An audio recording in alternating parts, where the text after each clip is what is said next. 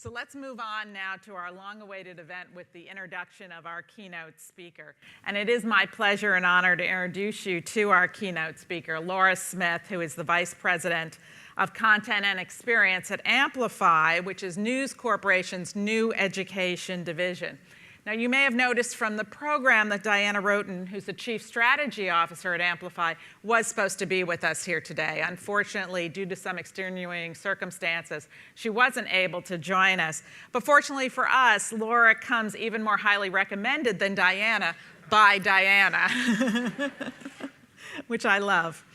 At Amplify, Laura is responsible for managing the delivery of tablet-based learning products and services to teachers, students, and schools. Most recently, she was with Sesame Workshop, spearheading the development of a new offering that leveraged the workshop's digital content for preschools. Prior to joining the workshops, Laura served as Assistant Commissioner for External Partnerships and Research for the New York State Department of Education, where she was instrumental in driving the state's winning Race to the Top and Teacher Incentive Fund applications. She also has worked for the New York City Department of Education as a special assistant to Chancellor Klein.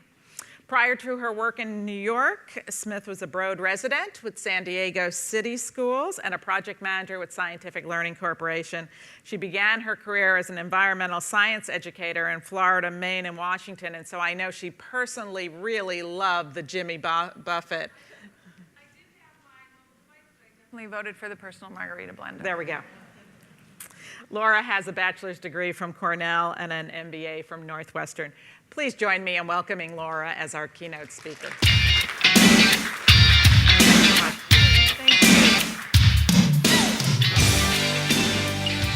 Thank you so much. It's great to be here. And again, Diana sends her regrets that she can't make it. So as Julie said, I am from Amplify. We are a new education company that is working to develop products and services that really leverage the power of mobile technologies in a way that we believe can revolutionize what's happening in schools today for kids, for their teachers, and also for parents at home. So what I want to talk about today is first kind of give you a snapshot of what's happening in this country with mobile technologies. We'll talk about both adults and also students. And then talk about what we're seeing today as some of the emerging trends in how, as Chris so well set up for me to talk about, how do we go from just being evolutionary in our work to being truly what we think can be revolutionary. And I'll show you some examples of some really cool products that we're seeing out there that are leveraging mobile. And then finally, I'll talk a little bit about what we're doing at Amplify. Let's see if I can figure out how to work my clicker. No. Oh, maybe it would help if I actually picked up the right device. Sorry. So I thought we'd start first by just getting clear about a definition of mobile, just so we're all on the same page or all on the same slide. So as we think about mobile, we're thinking about those devices that really are portable, that kids and adults can easily take with them. So that means cell phones, it means smartphones, so phones that have some computing capabilities and data connectivity. Also talking about e-readers, so the Nook, the Kindle, and of course we're talking about tablets. iPads, Galaxies, et cetera. We're not talking about laptops. We don't think about laptops as being mobile devices. They're just not quite as portable. Anybody who's ever lugged one around for a day in a backpack or a briefcase, I think you probably have the shoulder strain to know what I'm talking about. So first, let's look at some of the trends in mobile that are happening today. And first, we're going to look at adults. So 85% of American adults have cell phones now, 85%. And smartphone adoption is on the rise. 45% of American adults now have smartphones. And I think what's so interesting about this data, so we can see here the blue line on top is what's happened with cell phone adoption among adults since April, halfway through the last decade. But if you look at where smartphones are, just look at what happened just from last May up to February, an 11 percentage point gain in just 9 months. So we're really seeing significant growth in these smartphone adoptions. And in fact, just last year, smartphone sales outpaced PC sales for the first time ever. So you can see PC sales in blue going back to 2000, and then smartphone sales, how they just overtook it last year, and the rate of cell phone sales just accelerating. So when we look at tablets, I think it's fair to say they've already exploded. I think it's amazing that these devices were just introduced in 2010, because it seems like many of us already can't imagine our lives without them, and they've totally changed the way we interact with a computer. So here we are in 2012. We can see we're projected to sell well over 100 million tablets. But as we project forward to 2015, over 300 million units to be sold in that year. So not projected yet to quite catch up with PCs, but I think it's probably only a matter of time. So when it comes to tablets, no other technology has penetrated society quite so quickly. It's actually astounding when you look at tablet adoption compared to other innovations out there. So electricity, which we can't imagine living without, what this graph does is it shows how many years it took for each of these innovations to penetrate 10% of consumer market. It took electricity 30 years before 10% of people had it. When we look at tablets, in just the first 18 months of tablet sales, they already were reaching 11% of the market. So just staggering growth. It was 6 times as fast as cell phones and 4 times as fast as smartphones. So, but what about access? So we know these devices are out there and adults have them, but who in particular has them? So there is a digital divide that is starting to close when it comes to adults and smartphones. And we use smartphones because it feels a little too early to use tablets now. But when we look at smartphones, race and gender are not predictive of cell phone or smartphone ownership, sorry. So you can see pretty equal distribution among men and women, also among different races. But when it comes to income and when it comes to geography, that's where we are still seeing a digital divide. So if you are a lower income adult earning less than $30,000 a year, you're roughly half as likely as your higher income peers to own a smartphone. And similarly, if you live in a rural area as an adult, you're about roughly half as likely as your urban and suburban peers to own a smartphone. So we're seeing that. But let's talk for a minute about the demographic that we all really care about, students, and where is mobile in their lives today. So this is some data I'll talk first about from Pew, and looking at where teenagers are in their adoption of cell phones, smartphones, and tablets. So 77% of teens between the ages of 12 and 17 now report having a cell phone. 77%, 3/4.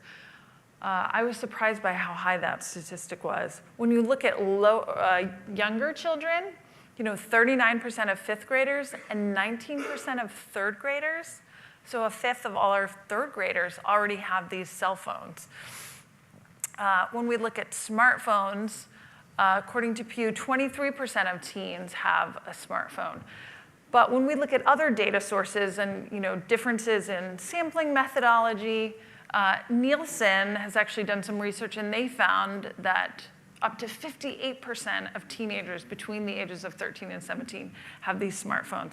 So I think it's fair to say that, let's say, if we assume 77% of teenagers have cell phones, about half of them have actual smartphones. And when it comes to tablets, 16% of teens report using a tablet computer to go online in the last 30 days. Julie's organization, Project Tomorrow, in their Speak Up surveys have found previously that number is closer to 20% when you look at all of K-12. So 20% of kids are now going online using tablets to access information. So tablet access has doubled from 2010 to 2011. So I think we all, it's fair to say we've been enthralled by these devices, and they are such natural tools for learning because of their form and function, the way you can put all sorts of content on them. So they've really engaged kids as well as us. So what this slide talks about is, so how are kids accessing the internet? So we know they're getting access to these devices. What about their access to high-speed internet? This is, again, from Speak Up last year. It sounds like Julie's going to share some newer data that may flip this data a little bit. But we can see that there aren't really differences when we look at how kids access the internet outside of school, whether on high-speed internet that's hardwired at home or through a 3G, 4G device. There aren't differences based on geography. So urban, suburban, and rural kids have roughly similar access. Last year's survey found that roughly 75% of kids had access to high-speed internet at home through a hardwiring, a DSL, for example. And in the mid-50s, kids had access through a 3G or 4G mobile device. So those numbers are great, but those numbers still leave out a lot of kids who don't have high-speed access to the internet at home. So what does all this mean?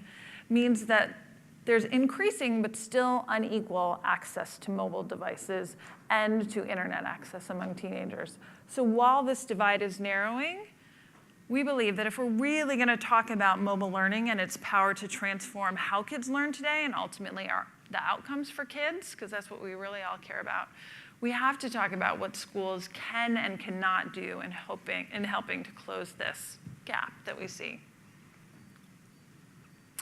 So we'll look at what's going on today in schools and mobile. So I think it's fair to say that we've probably all seen examples of how mobile technologies are capturing and have already captured the hearts, minds, and imaginations of our kids and teens outside of school. We see them with these devices everywhere.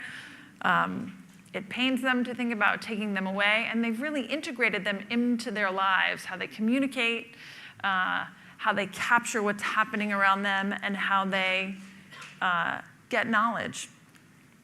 However, what's going on inside schools, and have these technologies really begun to change their education inside schools? So this is a slide from the 1930s. Shows a classroom.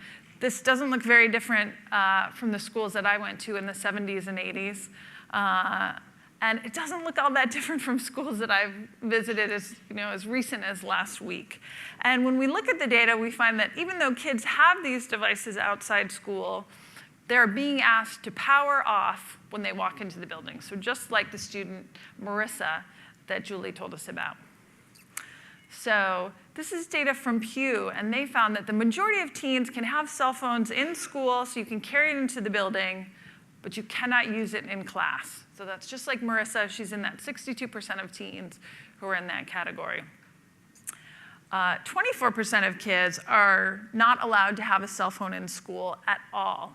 And it's been interesting to see little cottage industries pop up to kind of address that. You now have a deli owner on a corner next to a school who all of a sudden realizes his business is storing cell phones for a day. So the kids drop off their phone on their way to school at the deli and then pick it up at the end of the day, or mobile trucks or lockers outside of schools. But that's about a quarter of teens. Those are the policies of their school around that. But about 12% of teens can have a cell phone at school at all times. And where we're seeing these schools embrace this, we're essentially seeing two emerging trends where kids can bring their own personal device to school, better known as BYOD, bring your own device, sometimes called BYOT, bring your own technology. Where teachers are taking advantage of how that works inside their classrooms and leveraging the capabilities of the devices that the kids bring. And then we're also seeing one-to-one implementations. So where a district or a school is actually providing a device to the students. So again, that's of schools who are embracing this mobile technology. Those are the two trends. So let's talk about BYOD first. It's an emerging trend in schools. And again, it's where kids bring a personal device that they own, that their parents got for them, or that they got themselves, and it's incorporated into part of the formal instruction, and kids are allowed to use it in classrooms. It's interesting, I think, because this is actually something that this notion of BYOD actually emerged in business and government as an enterprise solution for their employees. So the state of Delaware has a voluntary program for all of their state employees. They can use their own devices at work, and it's primarily around communication. So I want to show you an example. I have a video of a district, Rockwall, Texas. It's a district of about 14,000 kids that began piloting BYOT, they call it, last year. So can we play the first video? Years, cell phones and personal gadgets were banned in school districts all across Texas. But Rockwall school officials are testing a pilot program that allows students to bring their own gadgets to school. NBC5's Tammy Mutasa has the story new at 4. Blackberries, iPhones, and personal laptops. For years, Rockwall ISD has tried to fight against students bringing them to class. Now the district is embracing these gadgets in a pilot program. It's called BYOT, Bring Your Own Technology. High school students can bring their own electronic devices to school this semester. It just makes sense. If the students have the technology, why not let them use what they have and what they're comfortable with using in the classroom to support their learning. The district surveyed parents and students, and 70% supported the idea. Sophomore Kyler Hagler says his phone comes in handy for quick research. I've used it for anywhere from science to math to English to geography. Chemically, no difference. In this chemistry class, some students have the lesson's PowerPoint presentation on their iPads and iPhones. But students can't go on any sites they want to. They log on to Rockwall's wireless networks as guests and are limited to school-appropriate sites. And students still can't access social media networking sites on their own gadgets while at school. This pop-up window comes up if they try to do that. Teachers recognize the gadgets can be a distraction, where students may be tempted to use them to cheat on tests. And during any testing or assessment situation, those are not an option. As a matter of fact, they put them on the back counter. They are off. That includes iPods and things that take pictures, other devices that take pictures as well. Students who can't afford to bring their own gadgets can use school-funded laptops. Tammy Mutasa, NBC5, Rockwall. So you heard at the very end of that, the reporter say students who can't afford to bring their own devices can use a school-issued laptop. I think as BYOT emerges, I think that is one of the biggest issues for districts and schools to wrestle with is that of equity. So how do you handle that? If these devices are coming into schools, how do you create policies and practices that are thoughtful, that ensure equity among kids and among families who may not be able to afford these devices? There are different ways that districts are dealing with this. You can hear some districts are issuing the devices themselves. I also read about some schools where they actually just have kids share a device. So maybe they're only used for a group project, and kids will work off a device that one student has that's already in the classroom. So I think there are different ways that can be addressed, and it's going to be interesting to see how this develops over the coming years. So the other trend that we're seeing among schools that are embracing the use of mobile technologies is one-to-one implementations. This is a map created by a gentleman named Eric Lay, who's a blogger for ZDNet. This is a map of the one-to-one implementations that were started just this year, so just this fall that schools got up and running, over 100 around the country. Last year alone, when we looked around the whole world, there were about 2,000 implementations just in K-12 that were happening. So in the United States, you can see this is happening everywhere. Estimates are that there are already 1.5 million iPads in the hands of kids in schools. So we see this. We tend to see this happening more in private schools or in wealthier districts, but there have been some initiatives underway in urban, kind of middle-income districts. But when we look at these and look how these devices are being used, we question whether everywhere everyone is taking advantage of the true learning that can be afforded through mobile technology, specifically tablets. Because the fear is too often they end up in these carts, and that each day a child, they come into school, they're given a tablet, but they return it at the end of the day, which isn't truly one-to-one because you're not really leveraging then the power of the device to be personalized to an individual child. And you're not taking advantage of everything that can happen outside of the school day. I read a great quote by a gentleman named Greg Stack, who is a school designer and architect. And he said, we need to stop using computer labs and computer carts. And what we really need to do is treat these tools and devices more like they were pencils and less like they were microscopes, so that they really can be integrated into part of the core instruction that's happening, core classroom flows. Whoa, there's a hole in the stage. Sorry, you know what? I knew I shouldn't have worn these shoes up here. Stay away from that. So how do we really get these devices? And I think as Chris started to talk about this morning, how do we really go from just being evolutionary, where these are supplemental tools that content, kind of migrates onto them, but where they truly can become more revolutionary, more transformative in our classrooms today? So I want to share some ideas that we have about how we can start to do that and about how we start to move down that continuum of going from evolutionary to revolutionary. So, and it starts with a theory of change about that, and Chris kind of talked about this earlier. So if we're just evolutionary when it comes to mobile technologies, e-learning is gradually evolving into mobile learning, and it's really another delivery mechanism, but without real changes in content or pedagogy. It's great what we're seeing happen today because this is such a more effective delivery mechanism, but we shouldn't stop there. We have to keep going. Get to a place where we can be revolutionary, transformative, where mobile learning really is a different kind of learning. Practices change in the classroom. Different ways for kids to acquire knowledge and create knowledge and share it. And for teachers to manage and facilitate that knowledge creation in their classrooms. So how do we go from where we are to where we all know that we want to be? So we think about 4 concepts or categories of mobile learning and ways that mobile technologies can really enhance what we're seeing today. I'm going to talk about each of these. They're not meant to be a series of steps, and they're not meant to be exclusive of one another, but we think bundled all together, they really can be revolutionary. So curated learning, connected learning, captured learning, and customized learning. So what is curated learning all about? It means taking great content and curating it onto a device so it's accessible by kids anytime, anywhere. It's interactive. It can be shared. And it essentially replaces everything they are lugging around in their backpack right now. I think I read Arnie Duncan has given us all a mandate that by 2017 in this country, we're going to be completely migrated to digital textbooks.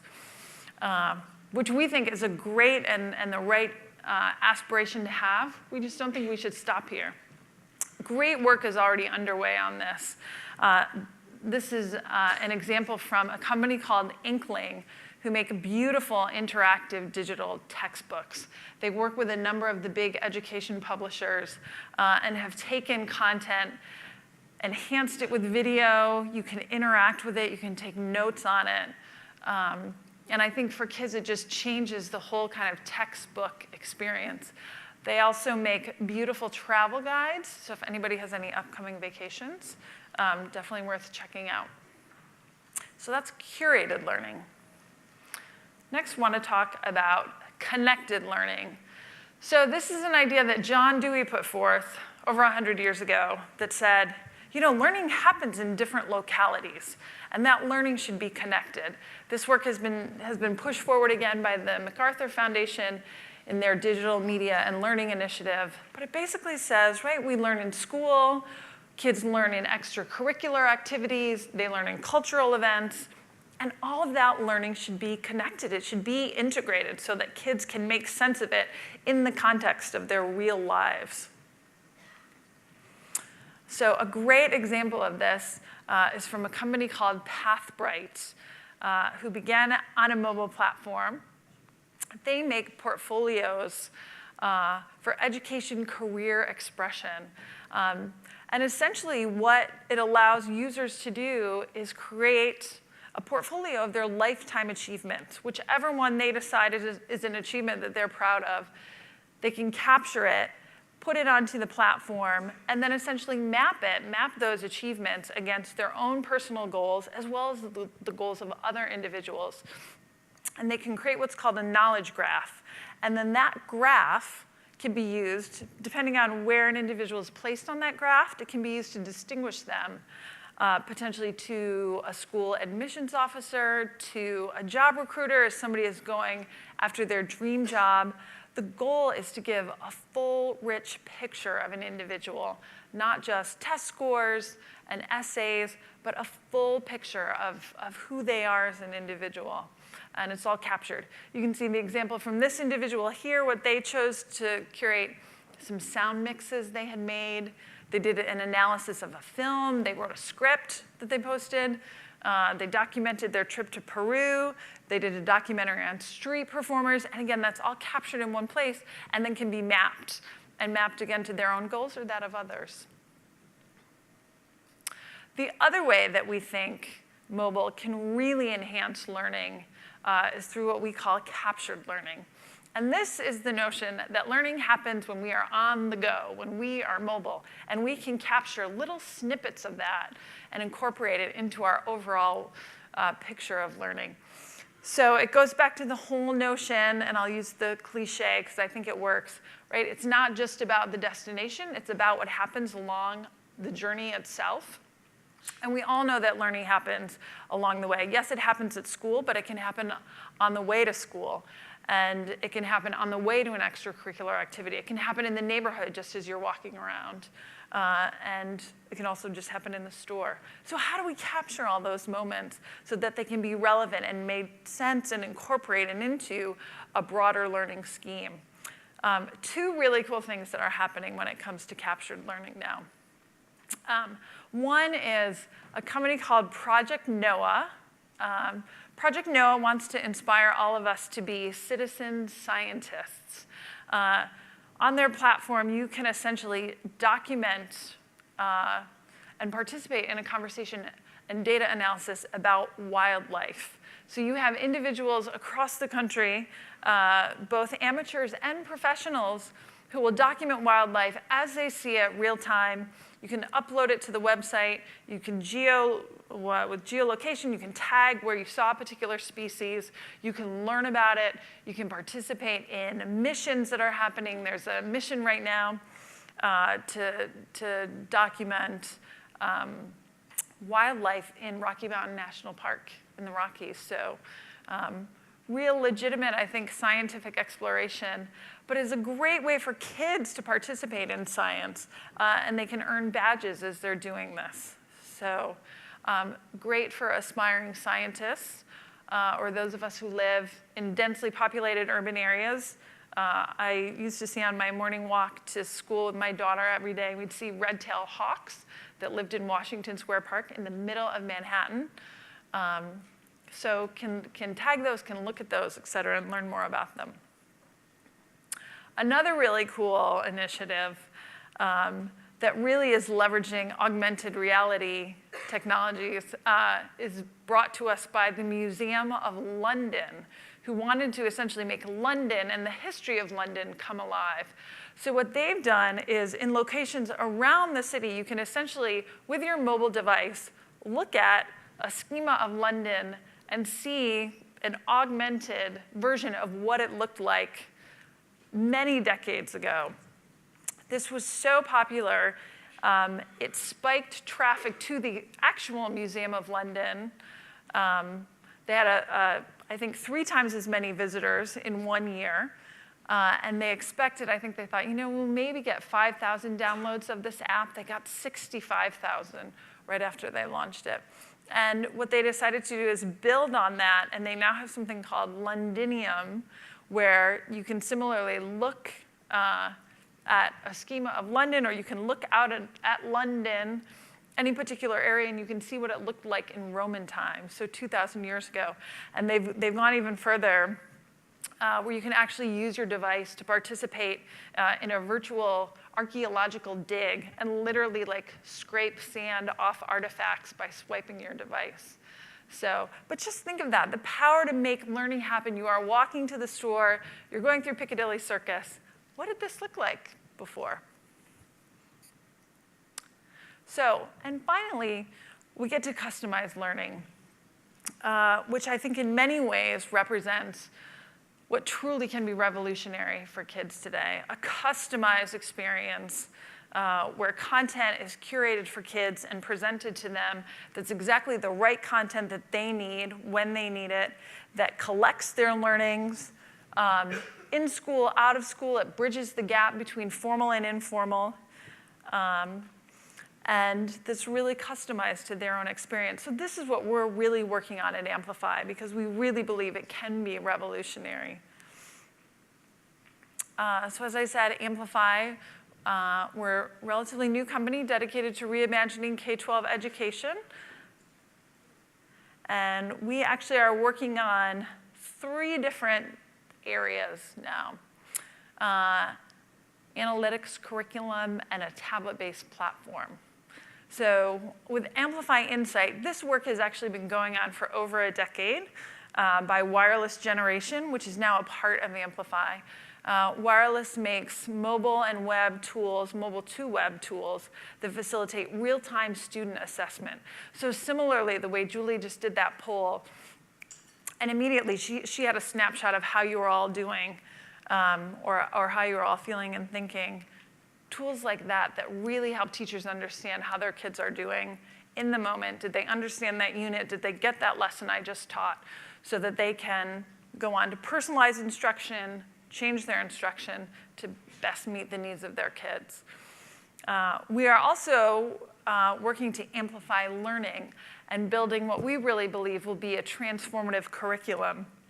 Fully digital, fully as immersive as the best films, as engaging as the best digital games, has social network features in it, as personalized as the best tutor, and as analytically sophisticated as the best kind of search capabilities out there. And then finally, we're working on what we call Amplify Access, but it's essentially a tablet-based platform. So how are we taking a mobile device, a tablet, and really customizing that device itself to be a tool specifically for classrooms to really facilitate and accelerate learning that's happening. So we're building custom software integrated into a tablet platform that gives teachers great assessment and just classroom management tools, because if 30 kids now have one of these tablets, we want to make sure that teachers can manage that and that really gives students a personalized experience. So not only they're getting great content, but that they also are motivated to learn. So I'll show you, whoops. We have a short video to show you a little bit more about our work at Amplify. From the moment you turn it on, the Amplify tablet knows who you are, what you're studying, what homework you have, and even when it's due. We've organized all your apps and content by course, so when you walk into science class, you have everything you need right at your fingertips. We've included a channel full of reference materials with rich, trusted content. There's also a bookshelf, like a library curated for you. It knows your reading level and your interests, and it has recommendations from your teachers and friends. And there's a channel full of great video content that's relevant to whatever you're studying. For each of your courses, it's got just the right combination of background material and interactive games, simulations that can help bring content to life, video, and of course, textbooks. These aren't last year's textbooks in digital form. They're engaging and interactive. You can highlight sections, look up definitions, and make notes right in the book. We're working on all new content designed especially for learning on a tablet. It'll have virtual worlds to motivate you, animation and game dynamics to engage you in rigorous material, and sophisticated analytics that tailor the learning experience to you. And that's just a sneak peek of what the Amplify tablet has in store for the future. You don't just see your homework assignments, You complete them here too. With the Amplify tablet, your teacher or a tutor can give you real-time, instant feedback while you're writing your essay for literature, say. He or she can comment on your work by asking you just the right questions at just the right moment, in time for you to revise and improve it. And that's the most effective way to learn. You can also take part in group projects with your classmates or peers around the globe. You can use social media for learning. There's even an online tutor to give you extra help when you ask for it. It shows you a map of every math skill and concept you need to graduate high school, so you can see where you are now, where you need to go, and the gap between them. We know that if your learning can focus on those gaps, you're more likely to succeed. So the Amplify tablet lines up specific recommendations, books, videos, apps, and games, targeted at those gaps. The tablet's algorithms give teachers the ability to group kids quickly according to their progress. And of course, you can make adjustments based on what you know will work best in the real world. We've created a way to focus students' attention and share resources or student work with the whole class. Heads up, guys. One thing you're not getting is how starch turns to glucose.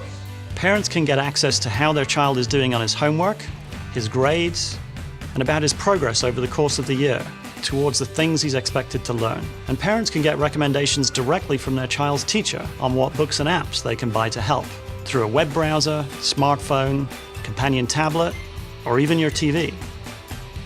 I'm thrilled to say we've begun to reinvent school. And the best part is, we're just at the beginning.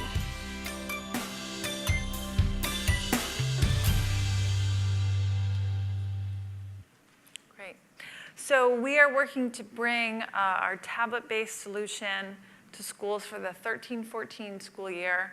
And then the following year, bring our new curriculum into schools.